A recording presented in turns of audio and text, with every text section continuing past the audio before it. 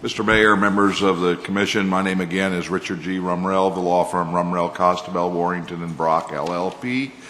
And I'm here today on behalf of the various owners of the property, of which Steve Milo is the first named person on that appellee list. With me today is Valerie Fernandez of the Pacific Legal Foundation. Given the late time, I had asked her to be here. I'm going to let her make her presentation as part of ours first.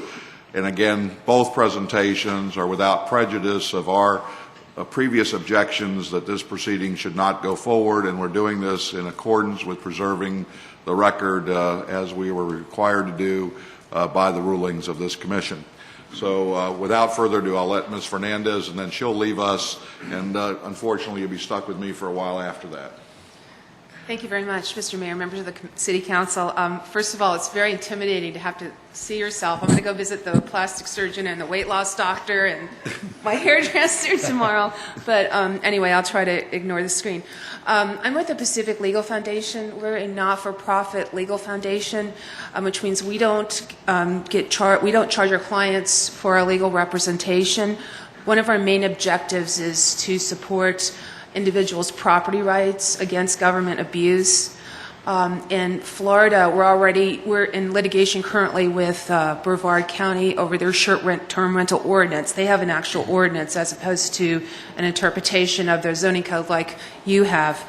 Our cases get approved by our Board of Trustees, and they've approved our participation representing the Milos and the other property owners that Mr. Rumrell is representing. And that approval is to support him all the way up to the Supreme Court if it's necessary. I feel very strongly that the decision of the Planning and Zoning Director, the overturning of it by the Planning Commission, was correct. I think that there's a possibility that there could be a regulatory taking if you continue to go down this path.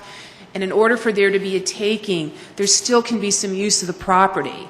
You don't have to take all economically beneficial use in order for there to still be a partial taking.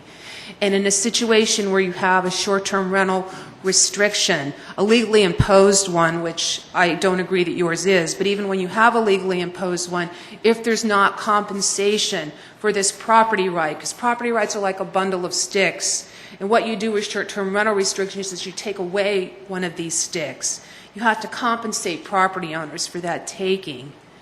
I just wanted to basically introduce myself to you today. I had a longer presentation, but in the interest of saving time, I just wanted to end it with that, let you know that we'll be supporting Mr. Rumrell as this proceeds. Thank you for listening to me. Thank you.